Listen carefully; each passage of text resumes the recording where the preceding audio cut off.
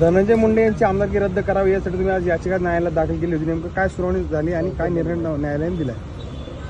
कोर्टाने परत 6 तारीख दिलेली आहे. आज आता आमच्या जे 1 आठवड्याची तारीख दिलेली आहे 6 मार्च आणि आता आमचा अर्ध केस पूर्ण झालेला आहे. आणि जसे की आज धनंजय मुंडे जे आहे ते परत मंत्री होण्याचे स्वप्न बघतोय, पण इथे जे आहे औरंगाबाद हायकोर्टामध्ये त्यांची आमदारकी 100% जाणार आहे जसं मी दावा करत आहे.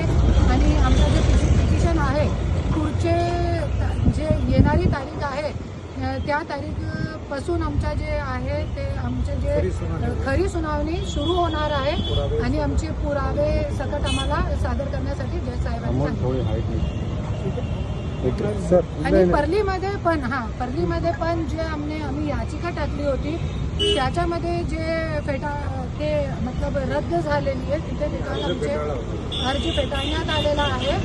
त्याची पण आम्ही अंमलबजावणी कोर्टामध्ये परत आम्ही ते अपील दाखल केलेली आहे. त्याच्यामध्ये पण धनंजय मुंडेला नोटीस बजावण्यात आलेली आहे. तसंच आम्ही दोघी ठिकाणी जे कानूनमध्ये बसतोय पूर्ण आमच्या प्रयत्न जे सुरू आहे आमदारकी रद्द करण्याचा आणि 100% आम्हाला यश भेटणार आहे. मला सांगा, आतापर्यंत अशी काही घटना घडली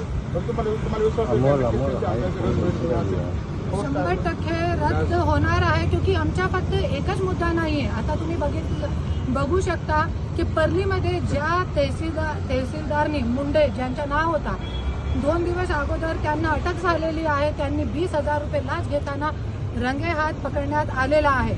जरी एक 20,000 रुपयेसाठी जरी एक तहसीलदार जेलमध्ये जाऊ शकतो, तो ज्यावेळी माझा पर्चा अवैध करण्यात आला होता त्यावेळी धनंजय मुंडेंनी त्यांना किती पैसे दिले होते हे पण कोर्टामध्ये लोकांच्या समोर येईल. क्योंकि ज्यावेळी छाननीच्या दिवशी मी निवेदन दिला होता तहसीलदार जे मुंडे तहसीलदार आहे त्यांना मी निवेदन दिला होता की धनंजय मुंडेचा पर्चा अवैध आहे आणि जे कोर्टामध्ये आम्ही पिटिशन टाकलेला हे सगळी मागणी त्याच्यामध्ये आम्ही दिली होती. तरी पण त्यांनी कॅमेऱ्यावरती सांगितलेलं पण आहे त्यांनी की धनंजय मुंडेचा पर्चा अवैध करण्यात आलेला आहे.